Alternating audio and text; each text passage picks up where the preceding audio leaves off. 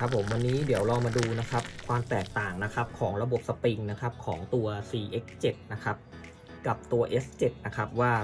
เป็นระบบสปริงเหมือนกันนะครับแล้วความแตกต่างมันเป็นยังไงนะครับ CX7 แล้วก็มีคนใช้ค่อนข้างเยอะนะครับแล้วก็ตอนนี้ก็มีเหมือนกันนะครับตัวที่มันเป็น S7 นะครับที่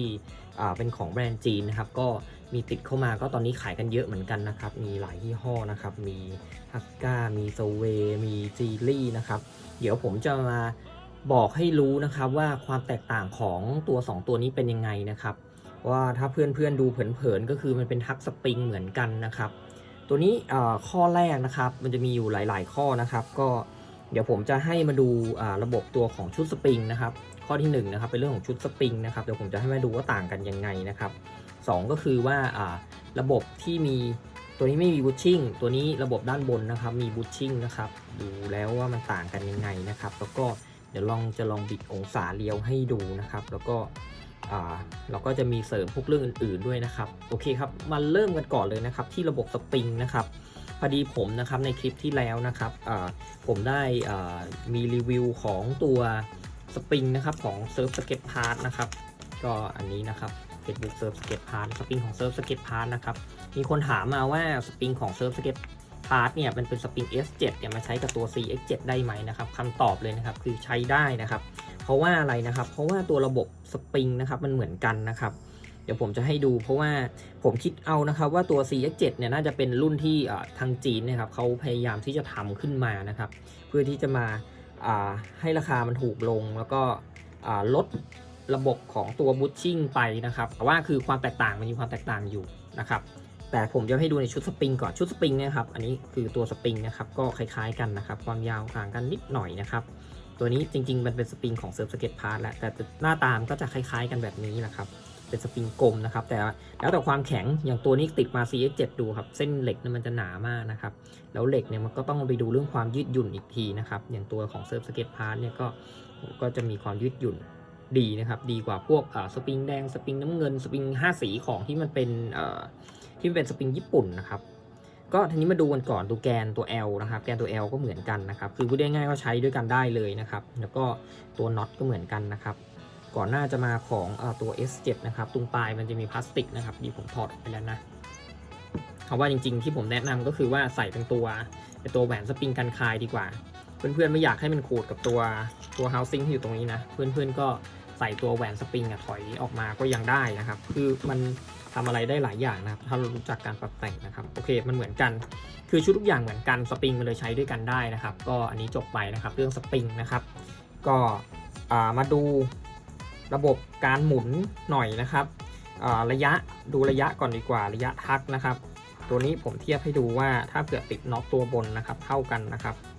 ตัวน็อตตัวบนเท่ากันแต่ตัวนี้ระยะน็อตตัวล่างมันจะห่างสมมติถ้าติดน็อตตัวบนเท่ากันนะครับระยะของตัว S7 นะครับมันจะล่นไปทางด้านหลังมากกว่านะครับมันก็จะล่นออกมาด้านหลังนิดนึงนะครับมันก็จะต้องใช้แผ่นที่มันยาวขึ้นสักนิดนึงคือพูดง่ายวิวเบสมันควรจะยาวขึ้นนิดนึงนะครับแล้วก็เรื่องของบูชชิ่งนะครับตัว CX7 นะครับไม่มีบูชชิ่งนะครับด้านบนไม่มีบูชชิ่งนะครับใช้แค่ระบบตัวสปริงด้านล่างอย่างเดียวนะครับหมุนไปนะครับพอชนก็ชนแค่นั้นนะครับเพราะว่า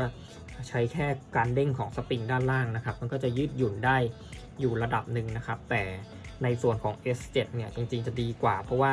เมื่อมันหมุนไปแล้วนะครับแล้วเรามีน้ำหนักกดนะครับเมื่อมัน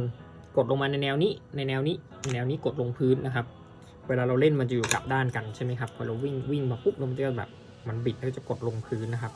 ตัวนี้มันยังมีความยืดหยุ่นของตัวบูชชิ่งด้วยนะครับแต่อันนี้ผมจะให้ดูอันนี้บูชชิ่งจีนนะครับเพื่อนๆลองดูบูชชิ่งจีนนะครับเอาแค่มือกดนะครับมือกดเนี่ย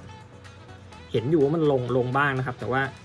มันก็ค่อนข้างจะแข็งนะครับเดี๋ยวผมจะถอดมาให้ดูนะครับคือผมก็ไม่แน่ใจนะครับว่าบูชชิ่งของจีนนะครับเขามาแบบไหนนะครับอันนี้เสริมให้สักนิดนึงนะครับมันบูชชิ่งนะครับดูนะครับบูชชิ่งมันยุบแล้วมันก็คือมันยุบเลยนะครับมันแบบมันยุบเข้าไปเลยนะครับก็คุณภาพผมคิดว่าไม่น่าจะสูงมากนะครับก็ทางร้านSurf Skate Parkนะครับที่ผมเคยแนะนำไปแล้วนะครับก็นี่ก็ขายของนิดหน่อยนะครับก็เขาก็จะมีด้วยนะครับก็ เพื่อนไปดูได้นะครับเนี่ยครับเป็นพุชชิ่งตัวนี้พุชชิ่ง 95A ก็แล้วก็ไฮรีบอนความยืดหยุ่นสูงตัวนี้ก็นำเข้ามาของเซิร์ฟสเก็ตพาร์ทก็เลยนะครับก็ได้นะครับแล้วก็ตัวน็อตแกนสปริงเมื่อกี้นะครับที่ผมแจ้งนะครับตัวปลายนะครับถ้าเป็นของจีนมานะครับไม่ค่อยมีรูเจาะมาครับมันจะมันไม่สามารถกันคลายน็อตตัวเมียได้นะครับสมมติน็อตตัวเมียเข้าไปนะครับเกิดเราเล่นมากคลายปุ๊บน็อตตัวเมียหลุดหายพอน็อตตัวเมียหลุดปุ๊บสปริงก็หลุดตามนะครับตัวนี้ก็เลื่อนออกมาตามนะครับก็ไปซื้อเปลี่ยนได้ครับก็เป็นแบบนี้นะครับนี่นะครับมันจะมีรูเจาะอยู่แล้วก็มีลวดกันคายให้ด้วยนะครับก็เอาไปแล้วก็ไปเปลี่ยนสายได้เลยนะครับตัวนี้ของ Surf Skate Park นะครับเข้าไปดูได้ไปถามเขาเลยครับได้ไม่มีปัญหาก็ตัวนี้ตัวนี้เขาเปลี่ยน King Pin แนะนำเหมือนกันของ Surf Skate Park นะครับเพื่อนๆเปลี่ยนเป็นทำไมต้องเปลี่ยน King Pin ครับตัวเนี้ยสำหรับตัว King Pin ตัวนี้นะครับไม่ได้มีปัญหานะครับเราไม่ต้องเคยไปเปลี่ยนอะไรมันนะครับแต่ที่แปลกของตัว CX7 ก็คือว่ามันเป็นน็อตแบบนี้ที่มันไม่มีอยู่ใน Skate 2 นะครับตัวสเก็ตทูมันไม่มีนะครับแล้วมันก็เอาตัวนี้ไขก็ไม่ได้นะครับมันก็เลยต้องถ้าเพื่อนๆจะเปลี่ยนนะครับเพื่อนๆก็ต้องไปหา6เหลี่ยมนะครับโอเคตัวนี้ผมมี6เหลี่ยมผมทำมาให้ดูคิงพินนะครับตัวนี้นะครับก็ไม่ใช่ผิดตัวครับนี่ตัวนี้ไขออกมาผมถอดออกมาแล้วนะครับนี่นะครับตัวคิงพินของเขานะครับจะเป็นอย่างนี้นะครับมันก็คือจริงๆเหมือนน็อตตัวยาวๆเนี่ยครับใส่เข้าไปแล้วก็เข้าไปไขน็อตตัวเมียที่อยู่ด้านล่างนะครับก็แก้ไขปัญหามาทำให้มันง่ายขึ้นนะครับก็แล้วก็ระบบลูกปืนนะครับก็จะมีอยู่ชุดเดียวนะครับก็มีชุดตัวนี้แล้วก็ข้างในก็จะมีตัวอะไรสเปเซอร์นะครับข้างในเวลาใส่ก็ประมาณนี้เวลาใส่ก็ง่ายๆตัวนี้ไม่ซับซ้อนอะไรครับก็ใส่ตัวนี้เข้าไปเลยดูตัวสเปเซอร์หน่อยนะครับก็ถ้าเผื่อมันไม่ตรงก็ขยับมันนะครับเหมือนกับที่เราใส่ล้อเลยครับอย่างที่เราใส่ล้อเลยแล้วก็ใส่แหวนรองตัวของใส่ของลูกปืนหน่อยหนึ่งเนี่ยแล้วก็ใส่เข้าไปแค่นี้เองก็มีแล้วก็น็อตตรงนี้แล้วก็หมุนแค่นี้อันนี้คือหมุนใส่กลับนะอันนี้ผมให้ดูคือคลิปนี้มันเป็นคลิปเรื่องของความแตกต่างระหว่างตัวCX7 นะครับกับตัว S7 นะครับตรงนี้ผมก็เลยให้ดูนะครับ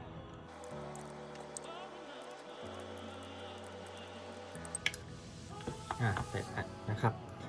ลืมไปตัวนี้นะครับก็ถ้าเพื่อนๆเปิดมานะครับก็มันจะมีตัวอันนี้ไม่ต้องเปิดก็ได้อันนี้เห็นอยู่นะครับก็จะมีตัว King Pin นะครับ King Pin เพื่อนๆก็ไปซื้อของ Surf Skate Park เขาได้นะครับก็ King Pin ยาวขึ้นนะครับก็มีน็อต2ตัวนะครับแล้วตัวนี้ก็เป็นตัวแบริ่งตัวลูกปืนนะครับลูกปืนชุดบนลูกปืนชุดล่างลูกปืนชุดบนเขาก็มีลูกปืนแต่งด้วยนะครับลูกปืนที่เป็นลูกปืนตลับมันจะมีความหนานิดนึงตัวนั้นก็ถ้าเปลี่ยนก็เพิ่มนิดนึงครับทำให้ช่วยเรื่องของการอะไรให้ความมั่นคงกับตัวคิงพินมันนิดนึงนะครับมันจะได้เพิ่มขึ้นนะครับก็อยากได้อะไรเพิ่มก็ปรับไปทีละนิดนะครับก็โอเคตัวนี้ให้ดูด้านล่างตัวนี้ความแตกต่างของตัวชุดสปริงนะครับชุดสปริงของตัว CX7 นะครับก็จะอยู่ด้านล่างนะครับนี่ครับด้านล่างตัวนี้ก็จะคือส่วนที่มันติดอยู่กับบอร์ดครับแต่ถ้าเป็นตัว S7 นะครับตัวชุดสปริงนะครับจะอยู่ทางด้านบนนะครับอยู่ทางด้านบนนะครับแล้วก็อีกส่วนหนึ่งที่มีความแตกต่างกันเยอะมากนะครับก็คือเรื่องของตัวบูชชิ่งที่บอกไปแล้วเมื่อกี้นะครับเมื่อกี้ผมถอดบูชชิ่งให้ดูแล้วนะครับก็ตัวนี้ก็ลองเปลี่ยนได้นะครับก็องศาของการเลี้ยวเหรอครับก็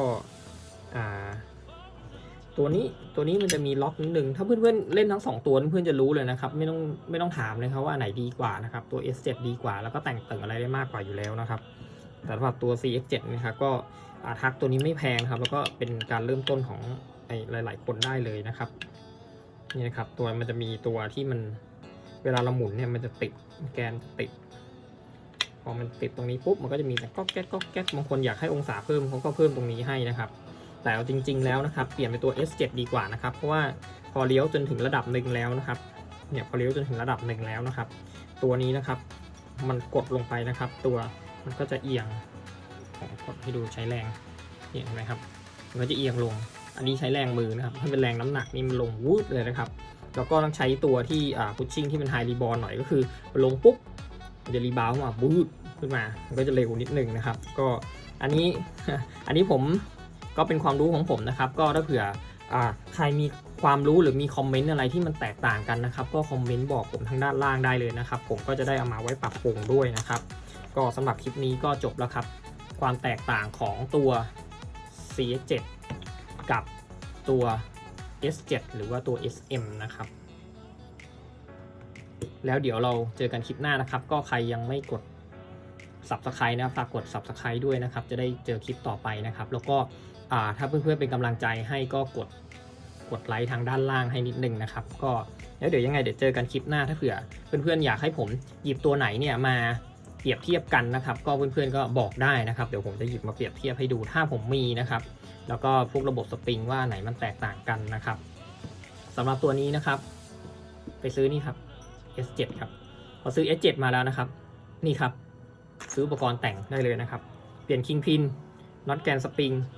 พุชชิ่งนะครับหลักๆนะครับแล้วก็ถ้าอยากจะได้ฟิลที่มันแตกต่างอีกก็เปลี่ยนสปริงตามน้ำหนักของตัวเองนะครับโอเคก็ครบละตามข้อนี้นะครับก็ไว้เจอกันคลิปหน้าครับสวัสดีครับ